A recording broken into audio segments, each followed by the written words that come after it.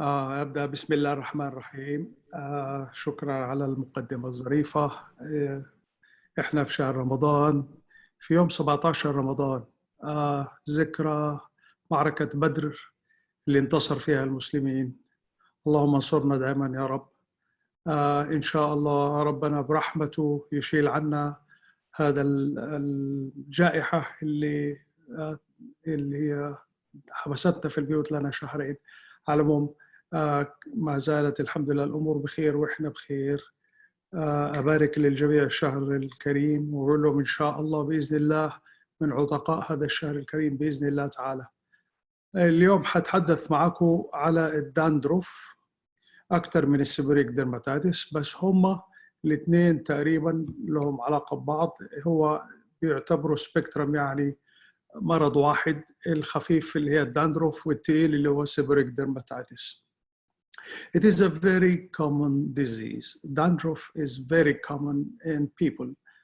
It affects about 50% of adult population, mainly on the scalp, and they always come complaining of scales and sometimes itching.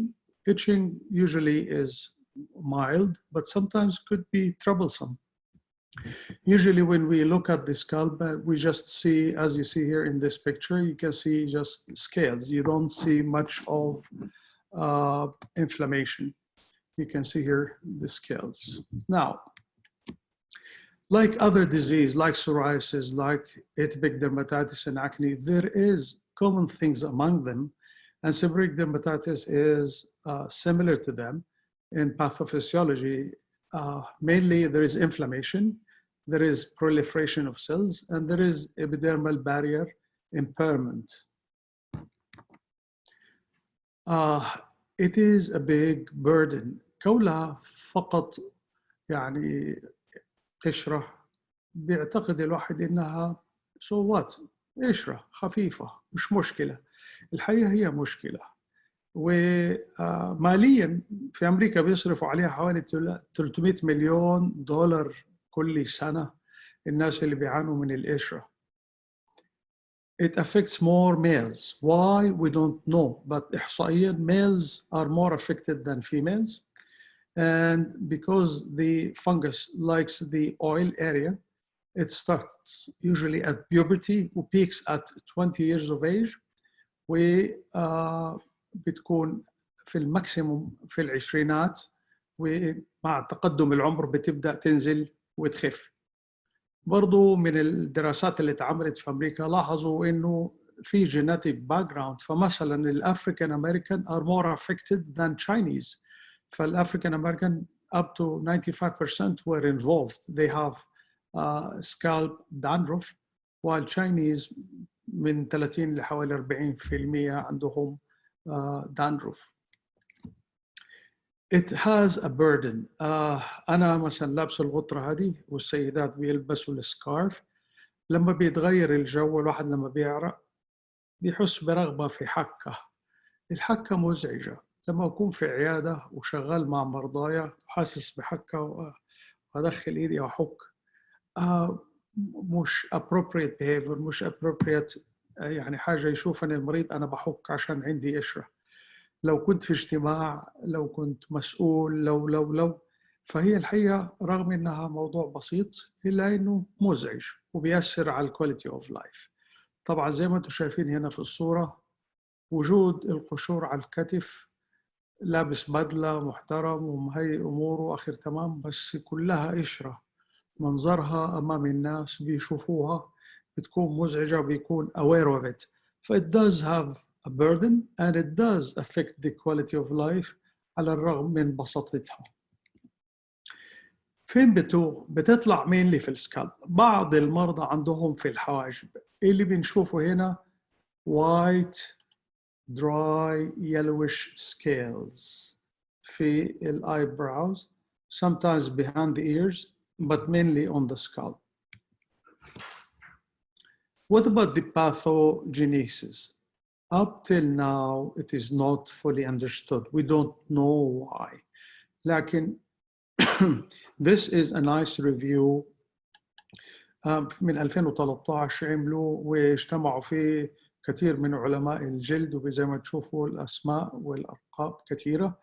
على العموم 3 factors play in the pathogenesis of this dandruff. الملستيزيا colonization اللي هي الفنجس هو أهم واحد، هو المشكلة الأساسية. الملستيزيا بتحب تعيش في الدهون، فلذلك هي موجودة في السبيشس area. فالسبيشس activity كل ما زادت بتأثر في نمو الملستيزيا. وطبعا الهوست susceptible patient affected by dandruff also have a say in it. فزي ما ذكرت قبل شوية إنه genetics play a role. Also the immunity status. For instance, patients who are immunosuppressed by disease or by medication, they will tend to have a lot of melesthesia, and this way they will have more dandruff. Also, the neurologic effect, like patients with Parkinsonism have been noted to have more dandruff and seborrheic dermatitis. Emotional stress. Stress makes us very tense, and we tend to produce more oil, and so there is more melesthesia colonization, and this will end up again in more dandruff.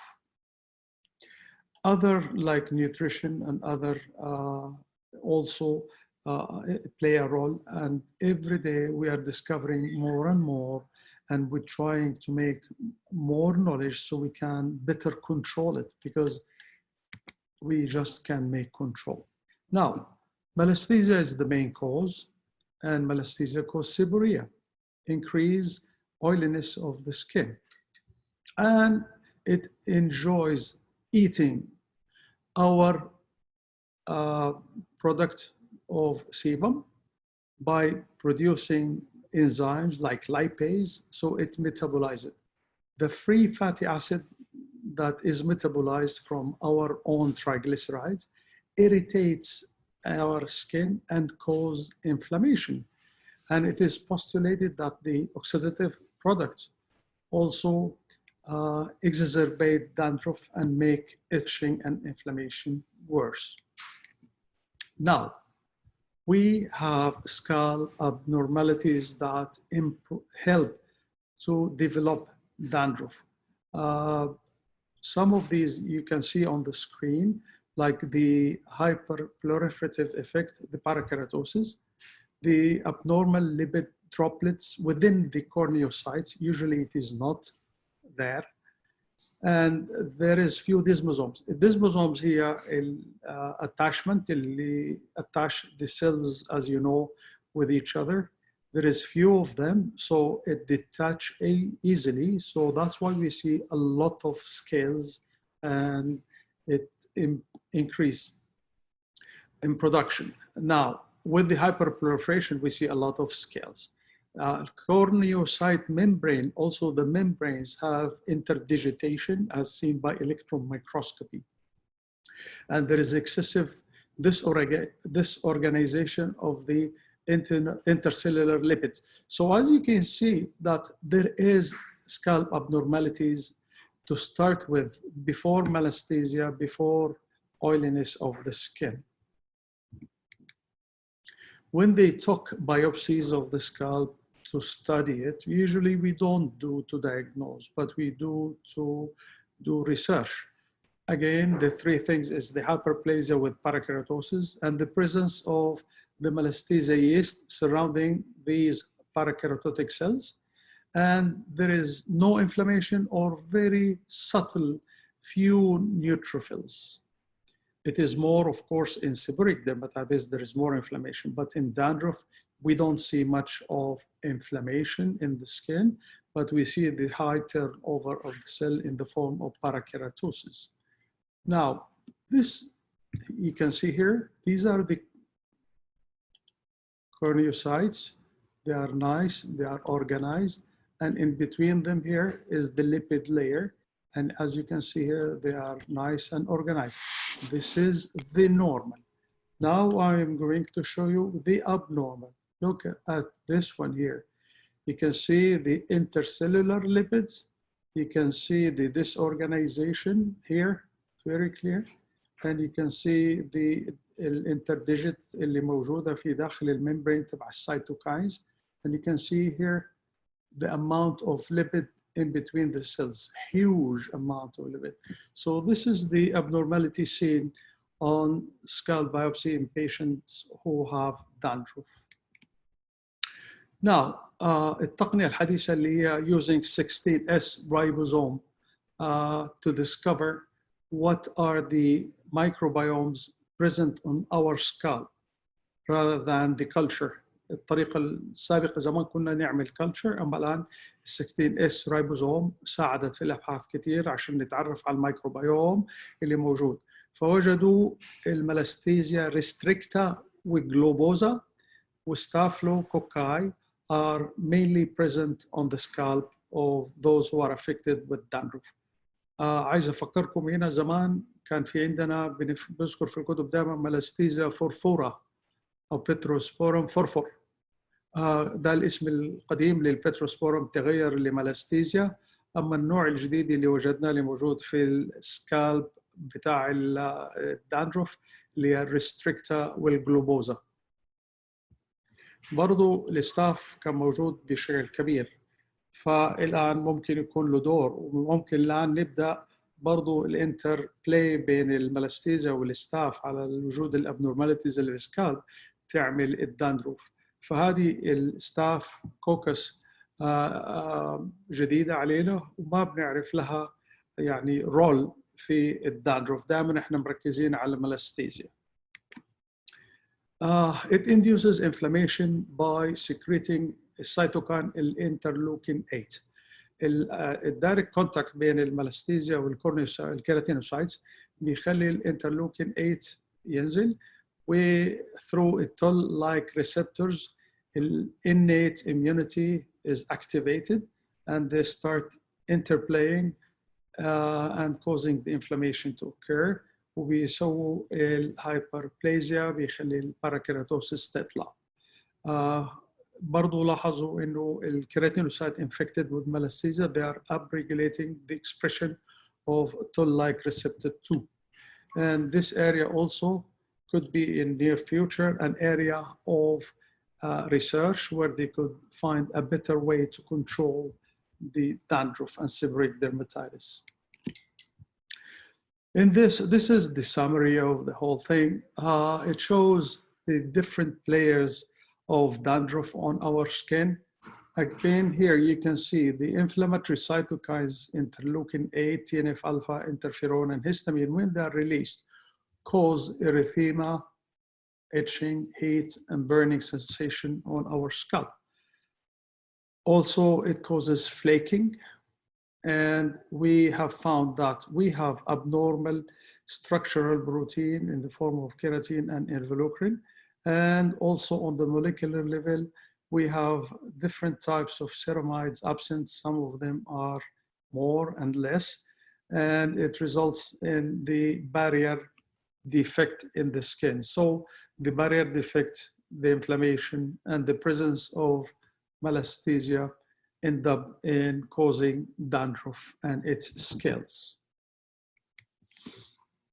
So how can we control it?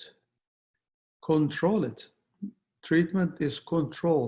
Unfortunately, we cannot get rid of a normal microbiome present on our skin. We cannot reduce the amount of sebum or control how much I should produce of sebum so the malassezia can live or not live. So all our treatment at the moment is control. It's not curable, as you all know. And the problem is the frequent recurrence. So the science of shampoos used in the treatment of dandruff is the main improvement we have done so far. And we have a lot of different types of shampoos available in the market to control it. Now, the strategy of treatment is to control the cause or treat the symptoms or both. So as you can see here, the antifungals are used to control the malassezia. the grooming addition and the sebum suppression, products for grooming and sebum suppression to control the lipids. And this way we can control the hyperproliferation, but also like al-qitran, coal tar, and anti-inflammatory have been used as ingredients in these shampoos, again, to control the disease. Flaking salicylic acid and keratolytics, so we can get rid of more scales, so the scalp becomes much clearer than before. So most of the shampoos have all these elements in them to control the disease. So the three main classes, the antifungal, the anti-inflammatory, and the flake removing agents. So these are the list of most of, not all, but most of the topical agents used for treatment of dandruff. Again, you can see they are fungistatic or fungicidal, exfoliative or antimitotic, so they don't proliferate. Zinc perithrione has been widely used for a very long time, and it is the commonest use nowadays. Selenium sulfide also, but the sulfur in sulfide has a smell, and always with the sulfur, we have a problem. So to camouflage the smell and make it sit nice is cumbersome, it's not easy.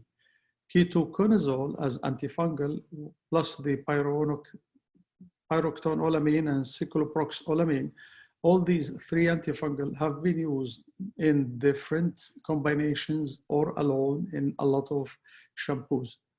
Now, as we say, salicylic acid as exfoliative with tar also have been used. Now, cortisone, we have some medication in the form of shampoos like clobetasol, but it is mainly not for dandruff, it is mainly for seborrheic dermatitis, which is a severe kind of dandruff. Alternative therapy, 5% tea tree oil shampoo. I found some studies, and it has been recently reviewed, and they think it works as an antifungal. So this is another additive you will find and read in some of the ingredients in some of the shampoos. Now, as we said, the problem of treatment is recurrence, and there is no long-term remission or prophylaxis. It comes back easily. So the affected subjects have to use the shampoos forever to control it. Once it is controlled, they can slow down.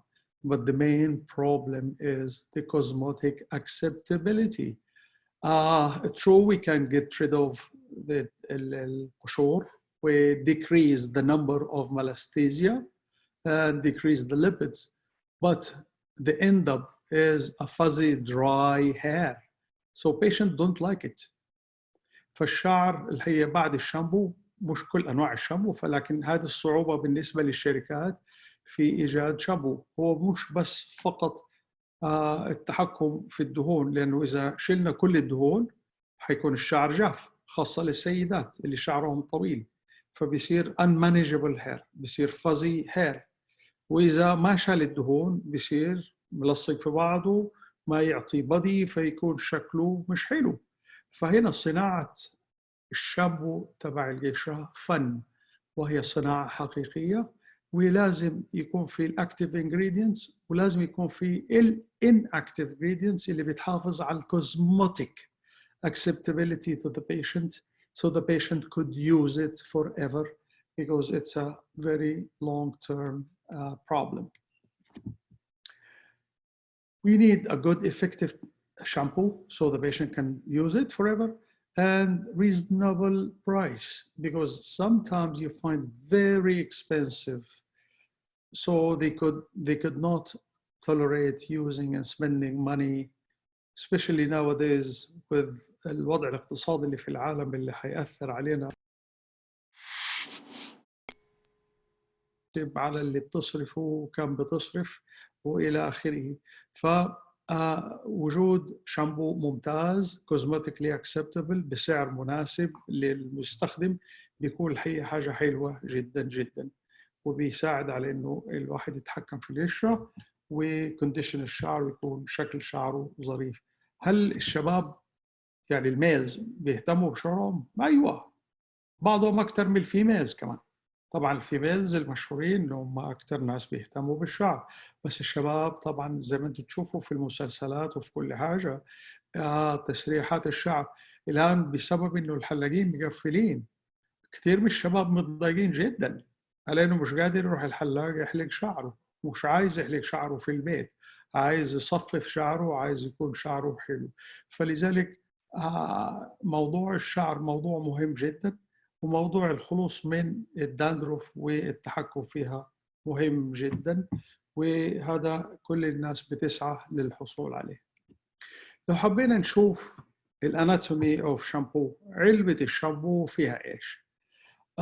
في عندنا هنا هذه الكمية فقط هي الانتي فانجل أو المادة اللي حتقتل الفطريات. الغالبية منه اللي هو الصابون، أغلب اللي يستخدم دائما الصوديوم لوريل وصوديوم لوريث السلفيت، فالمادة الصابونية اللي بتعمل رغوة. لأنه لو حطيت فقط انتي فانجل مثلا كيتو كينازول كريم دهنته في راسي مش سهل أشيله من شعري، فلازم يكون يونيفورم يعمل رغوة، يعمل حتى أشطفه بالمية ويكون كوزمتيكلي اكسبتبل. طيب هنا محتاج الثيكنرز ثيك عشان يكون سميك. إذا كان زي المية خفيف لما أحطه في إيدي حيخر من بين صوابعي، ملحقش أحطه على راسي، فبيتحط فيه مادة ثيكنر عشان تخليه سميك شوية، يلزق في ايدي شوية عشان أقدر أوصلها لراسي وأفرك بها شعري. هنا نحتاج المواد الحافظة والملونة والفريغرنس، عشان قلنا مثلا زي الكبريت محتاج له حاجة تغطي الريحة، القطران محتاج حاجة تغطي الريحة. فالشامبو بيعيش سنتين على الأقل على الرف وفي البيت وفي الاستخدام، فلازم يكون في مواد حافظة ومواد ملونة، وهذه برضو بتساعد في تسويق المنتج. ممكن يكون في أنواع كثير من الشامبوهات، بس أنا بحب اللون ده، بحب الريحة دي، وأحب الملمس هذا، وهكذا إلى آخره.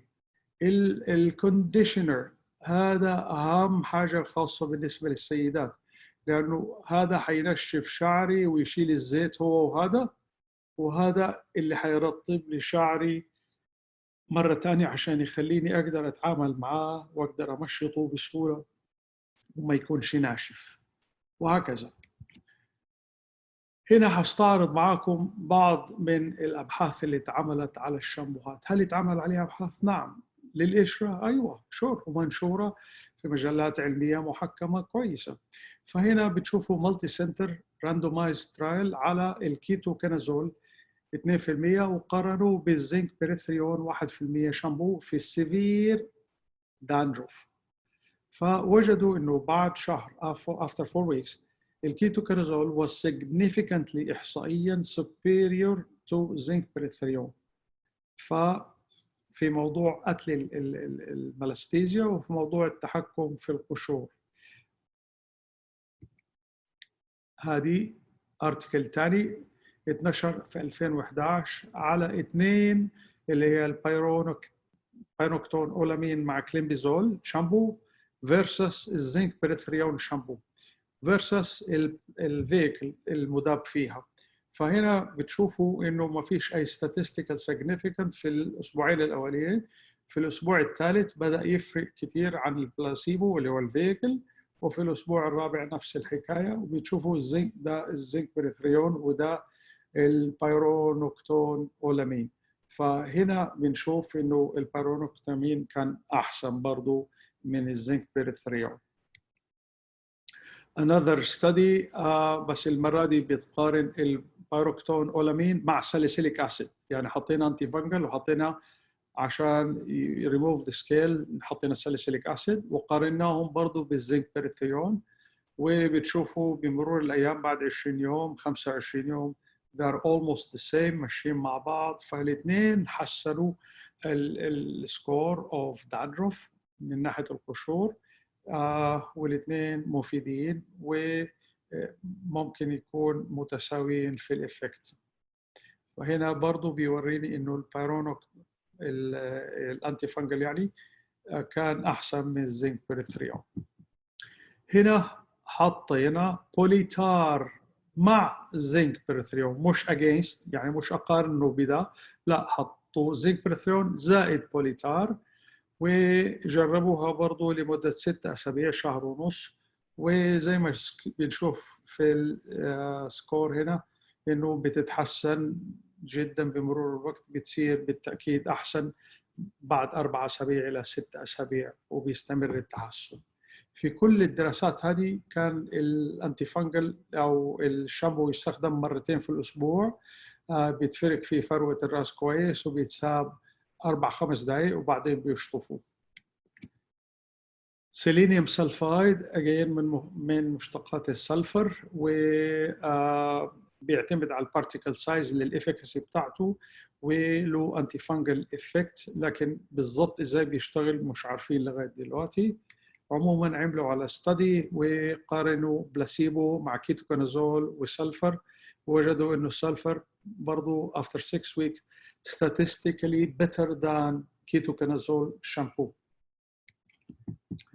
طيب هذه دراسة لطيفة اتعملت نقارن داندروف في الرجالة وفي السيدات، واستخدموا فيها نوعين من الشامبو، واحد اللي هو الزنك بريثريون تبع الداندروف، واحد نورمال شامبو نون انتي داندروف شامبو ملوش علاقة بالداندروف، وعملوه على الشعر. فوجدوا انه males have greater response than female للزنك بريثريون. فالرجال لما استخدموا الزنك بريثريون تحسنت الداندروف أكثر بالزنك بريثريون، بينما في السيدات اتحسنت الداندروف بالنون أنتي داندروف شامبو. الكلام غريب الحقيقة، لكن ليش الفرق مش عارفين. عزوا الفرق may be explained by stratum corneum properties present in different sex-related differences. فالميلز مختلف عن الفيميل، يتوقعوا في stratum corneum properties اللي يفسر لنا، لكن على العموم مش عارفين بالضبط ليش. لكن اللي وجدوه انه الرجال بيتحسنوا احسن من السيدات باستخدام الزنك بريثريون، والسيدات لما يستخدموا اي شامبو بيتحسنوا برضو. So in conclusion, dandruff is very common, affects 50% of the adults. It does affect the quality of life of the affected subjects. Melasthesia restricta and globosa is the major player, and we could control easily the dandruff with different type of shampoos. The shampoos usually reduce the symptoms and improve it.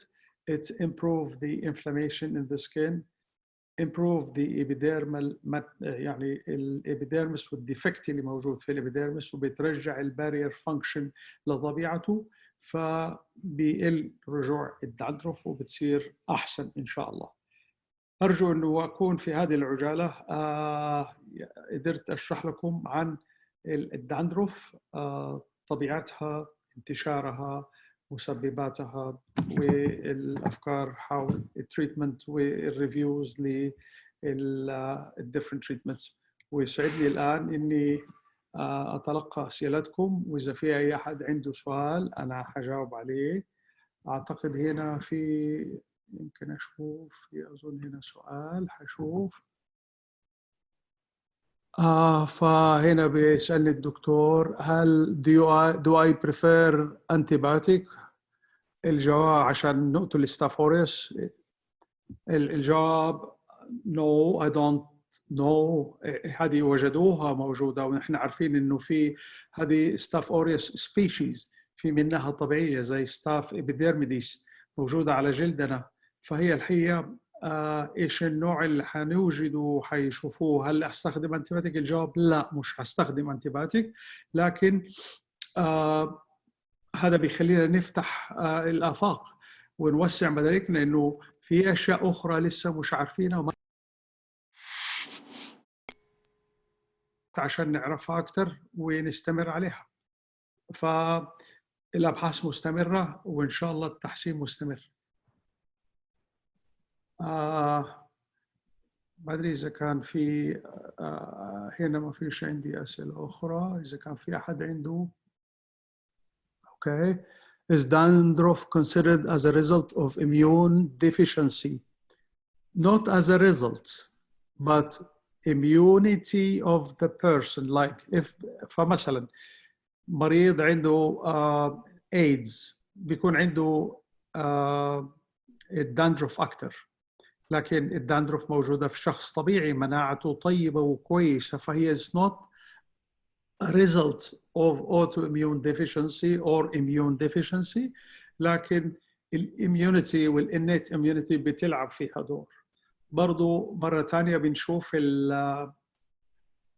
مرضى الاتوبيك ديرماتيتس بعض الأحيان بيكون عندهم سيفير اكزيما في الراس وبيخليهم يحكوا بشدة. طبعا بيكون في عندهم اكزيما، في عندهم احنا عارفين انه عندهم بارير ديفكت وعارفين انه عندهم مشكلة في فبتكون القشرة وبتكون مزعجة، وفي دي الحالة عفوا خلينا نشرب مياه.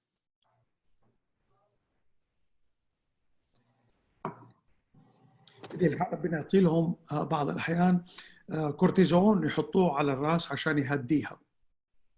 فالإميون ستاتس does play، ولما يكون في immunity suppressed by medication برضو بتكون الداندروف أكتر.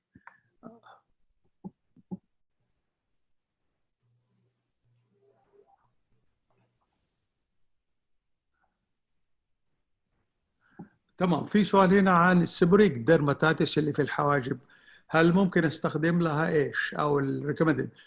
طبعا مره ثانيه هي زي الداندروف بتروح وبترجع لفتره طويله، فاذا كان هيستخدمها لفتره طويله فالامثل بالنسبه لنا دائما بنحب الانتي فانجل لايك الكيتوكونازول كريمز. اي لاف ات. لما يكون مولع ممكن استخدم ستيرويد لفتره وجيزه، وبعض الاحيان بنستخدم التاكروليماس as a treatment for seborrheic dermatitis اللي موجودة في الحواجب أو في النيزوليبيال فولد. وبحاول ما استخدم الستيرويد لأنه الستيرويد ممكن يطلع لي بيري أورال ديرماتيتس ونتحول من مشكلة seborrheic dermatitis لبيري أورال ديرماتيتس، والحقيقة هذه common وبتشوفوها أنتوا زي ما أنا بشوفها. What is the product with selenium sulfide available in the market? It is available. I don't know. I don't buy it, so I don't know.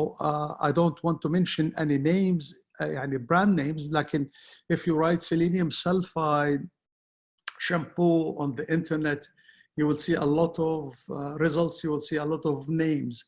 But I think it is available here in Saudi Arabia. But مش عايز أعمل دعاية لأي براند، فلذلك مش عايز أذكر أي أسماء تجارية لأحد. Recurrence can be used for resistant seborrheic dermatitis. Can you give us your protocol? Roaccutane. No, not at all. شفتي كم نوع عملت؟ Roaccutane can be used for seborrheic dermatitis. أبداً. I will never use it. This is abuse of medication. زي ما استخدم جلوكوفاج عشان أنحف. لا. I will not use Roaccutane. Seborrheic dermatitis is common. I will use اللي احنا ذكرناهم الآن. These dandruff shampoo will control it. إذا كان صارت شديدة و seborrheic dermatitis, I could use also with it sometimes steroid lotion عشان أعمل لها control. Is plasma injection leave dandruff on scalp? I don't think so. البلازما لا. Platelets does not cause. No, I don't think so. I never read it. It has been reported أو حصلت. How do you treat dry flakes dandruff? Well, the best is the shampoo, as we just said. You just pick one of these. كلنا عندنا خبرة أتوقع، لأنه هذا الدندروف شائع. أنا شخصياً نعم عندي دندروف وبتروح وبتيجي. طبعاً بلاحظ تحسنها لما أنا بشيل الغطرة. ففي أيام الإجازات، لأنه الإجازة كمان مريحة ما فيها ستريس وما فيها شغل، والواحد ما بيغطي راسه، والناتشرال اكتيفيتي بيسبح وبيجري وبيلعب رياضه. فانا شخصيا اللي هي بتحسن كثير في الاجازه والقشره بتروح. ملاحظ طبعا لما الواحد بيغطي راسه اذا الشعر طويل ودائما كاتم راسي زي 8 ساعات في اليوم عمل بالغتره، بترجع لي بسهوله. فدائما بتحكم فيها باي.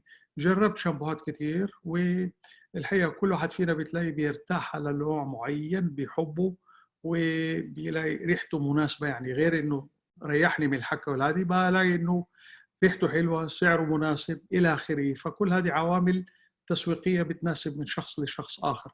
لكن طبعا الافكاسي هو الدور الاساسي اللي بيلعب فيه. هنا في عندي سؤال: what is difference between it for treatment for dandruff, dry scalp and oily scalp?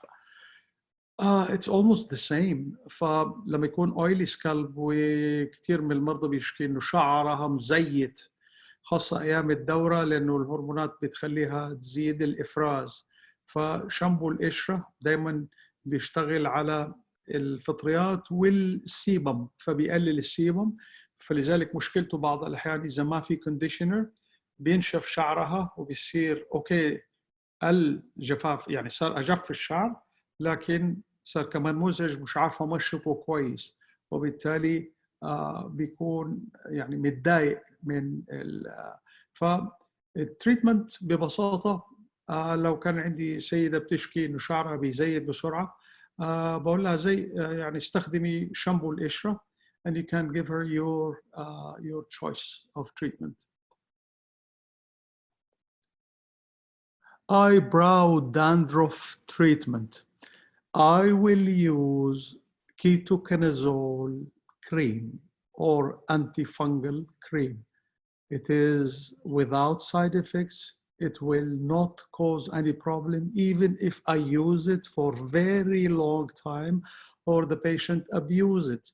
وأنا بقول للمريض دايما إنه هذا حترجع عشان يعرف من بدري، لانه ممكن يرجع بعد اسبوع اسبوعين دكتور ولا شهر يقول لك دكتور والله ما نفع الدواء اللي اعطتني، هو الشامبو ما نفع والقشره مليانه وراسي بحب. فانا بقول له هي حتروح وترجع، حتتحكم في الشامبو، حتحتاج حوالي الشهر عشان تظبط وتصير بخير. وبعد كده ما توقف الشامبو، استمر مرتين في الاسبوع وبيناتهم من اي شامبو ثاني انت يعجبك. وزي ما سمعتوا كده في الدراسات انه الشامبوهات الثانيه برضه بتنفع انها تخفف. فعشان لا ينشف الشعر كثير مرتين في الاسبوع كفايه، خاصه للسيدات، بشامبو القشره، وبقيه الايام من اي شامبو يعجبها. فعاده بيتحكم فيه وبيكون كويس. واستخدام الكريم الانتي فانجل على الحواجب مأمون جدا، ما منه اثار جانبيه. فانا لو ما عنديش ولا حاجه وحطيته مش هيحصل لي حاجه، فانا في السيف سايد.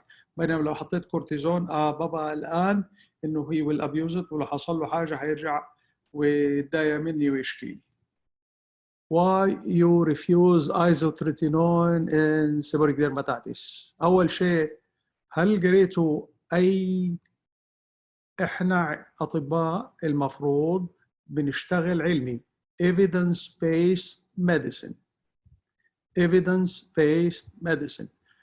عشان كده ال FDA السعودية منعت بيعه في الصيدليات العامة في الشوارع، وربطته في المستشفيات لتقليل استخدامه السيء.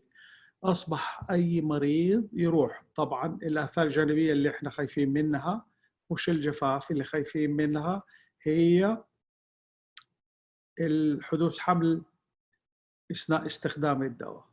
لكن ليش ريفيوز؟ لأنه لو أنا رحت شكاني فرضياً، اشتكاني مريض عند القاضي وفي المحكمة والمحامي أمامي ومغرمني مبلغ محترم، ليش أكتب ايزوتريتينوين؟ هل في عندي من زملائي اللي موجودين من يدعمني ببحث على إنه استخدم في ذلك؟ الجواب لا. إذا كان في حاجة I'm not aware of it إنه استخدم. فهي هذه off label، و off label غلط، لأنه أنا بعرض نفسي. إحنا لما بنعطي سيبوريك ديرماتيتس، لو أعطيت ايزوتريتينون، عفوا قصدي، بتعطيه لفترة طيب ما هيوقف وهيرجع تاني امثل، ولو علاج بيقضي على الملاستيزيا السبب الاساسي في وجود الداندروف، فلذلك الايزوتريتينوين يعتبر غلط. لهذا انا ارفض استخدامه لانه ما في اي evidence base، ولانه استخدام خاطئ يعتبر، ولانه حيكون اعرض المريض لمشاكل لا حصر لها.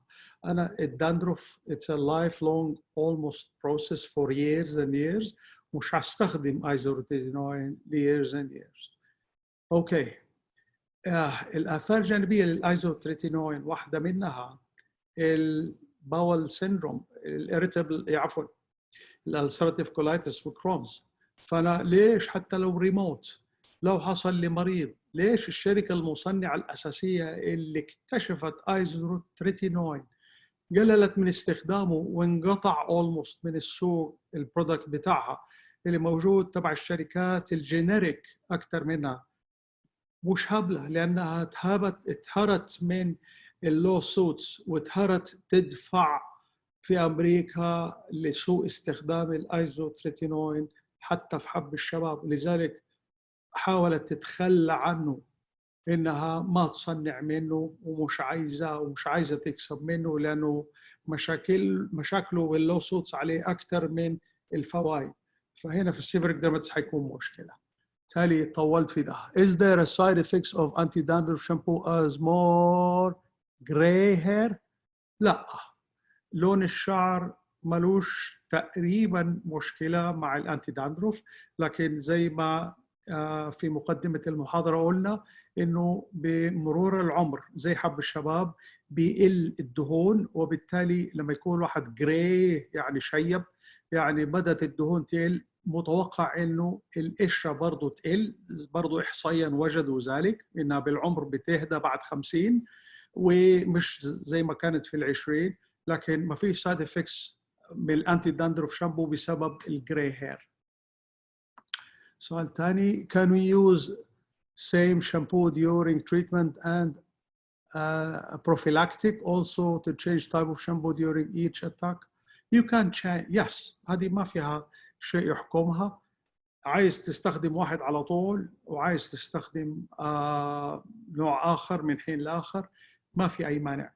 لكن هنا في الكلام اللي ما هو علمي، مثل اللي هو بيجي يقول لك انت لازم تغيره عشان الملاستيزيا تعودت عليه. هذه الحقيقه تريك بيعملوها التسويق عشان يزعزعوا الثقه بمنتج عشان تنقل على منتج ثاني، لانك اذا انت فضلت حابب هذا المنتج هتستمر عليه طول عمرك ومش هتجرب المنتج بتاعهم، فبيشككونا في اللي احنا بنستخدمه. فالحقيقه لا، ما فيش حاجه علميه تقول انه لازم اغير، هذا الكلام ما هو علمي فما في حاجه. لكن لو حب الواحد يغير بكيفه ما في اي مشكله. انا حبيت هذا وجربته وكان حلو وانبسطت فيه، لقيت واحد ثاني ريحته احسن سعره احسن وعجبني، ما في مانع غير. Do you recommend oiling for dry flakes dandruff؟ اوكي، هل ممكن احط زيت عشان يطلع القشره؟ في هذه طبعا بتسمعوها دائما، يقول لك انا زيت شعري حطيت عليه زيت زيتون وطلعته وخف بعديها وصار احسن. في ناس بيستخدموا كده، لكن علميا لا، ما في حاجه زي كده.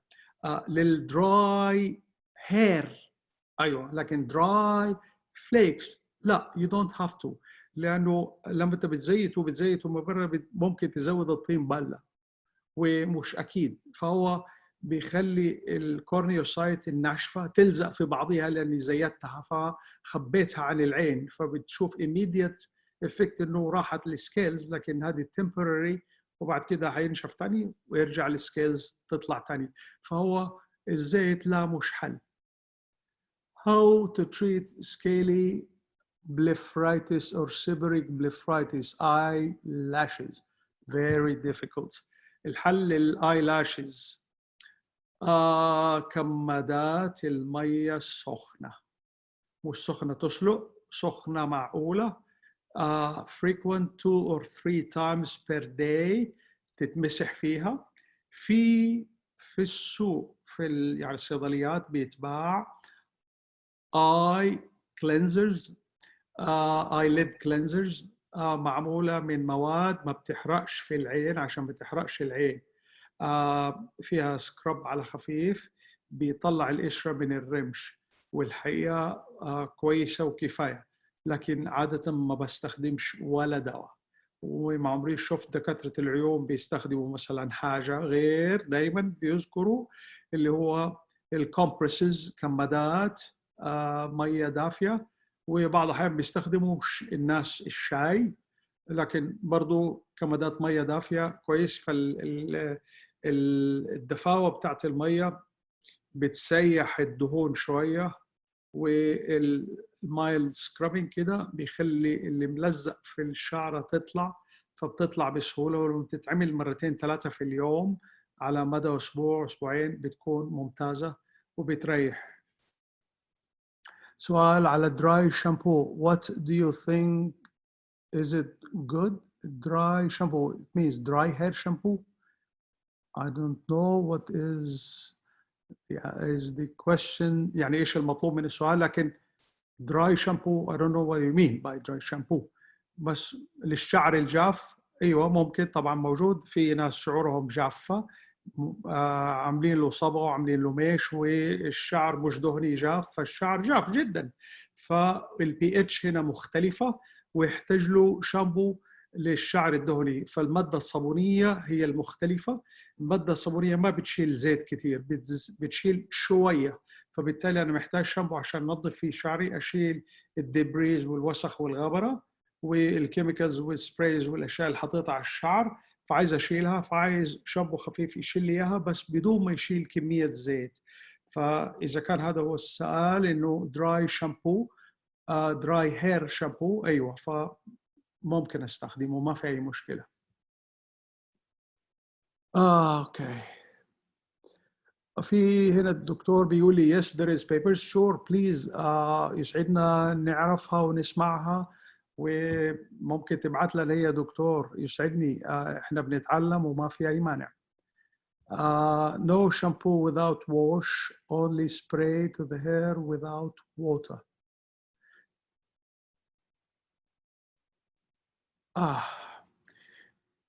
في شامبوهات بودرة موجودة، أنا عمري ما استخدمت واحد. فهذا طبعا الشامبو بودرة أعتقد برضو يحتاج له مية.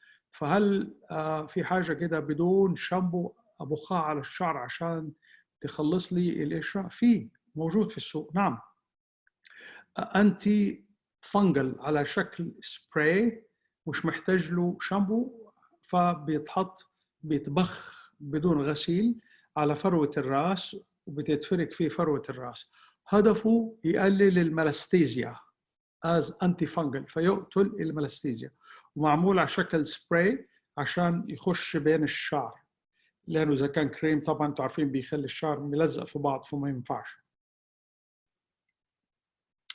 فسؤال هنا من الدكتور بيسأل على treatment of psoriasis dandruff. البوليتار أحسن واحد بنستخدمه، مأمون. لما تكون الصدفية شديدة بنحتاج بعض الأحيان الكلوبيتازول شامبو، وأكثر من كده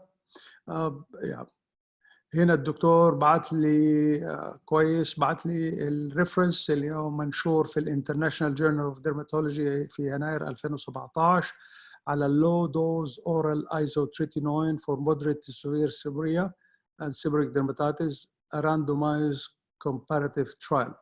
Good. فهذه حنشوفها ونقراها ونشوف ايش وصلوا لنتيجة فيها. لكن أنا ما زلت برضو متحفظ على إني أستخدمه في ذا استخدام. في العادة يعني لأنه مرض مزمن، it's a chronic inflammatory dermatosis that will be forever, and even if I used low dose isotretinoin I will use it to avoid، يعني low dose عشان to avoid إن أعمل تحاليل وأعمل المشاكل بتاعته، لكن حينتهي والمريض حيعاني منه. و لو كان فيميل لازم دائما ححاسب على موضوع المدة. والآن مع وجود كورونا وجدنا الآن أصبحت كل شيء أونلاين، والآن الروشتة أونلاين، والصيدليات الآن ال FDA اتخذت القرار السنة الماضية الحقيقة وبدأت في تنفيذه، وحيكون كل واحد فينا كطبيب بينزل اسمه و يعني رقمه اللي موجود في الترخيص بتاع الهيئة السعودية للتخصصات الصحية. فحكون أنا مراقب كطبيب على إيش بكتب وإيش بوصف، وإذا وجدوني بكتب ايزوتيتينوين كتير حيكون في علي زيارة من ال FDA ويشوفوا لمين بعطيه وإلى آخره. فالإحصاء الأيام هذه حلو وبدينا نحاسب، فلذلك مش سهلة إنك تعطي أي دواء الأيام هذه. ما أدري إذا أنتم جربتوا في الآن أبليكيشن اسمه أناه أو أنات، هذه أونلاين بريسكريبشن، استخدمته أيام الحظر الممنوع لما كناش نقدر نروح العيادة. المريض بيعطيني رقم تليفونه وعمره ووزنه وبدخل عليه وهكذا. الحقيقة أنا استمتعت جدا بالحديث والأسئلة، وممنون لكم جدا جدا جدا.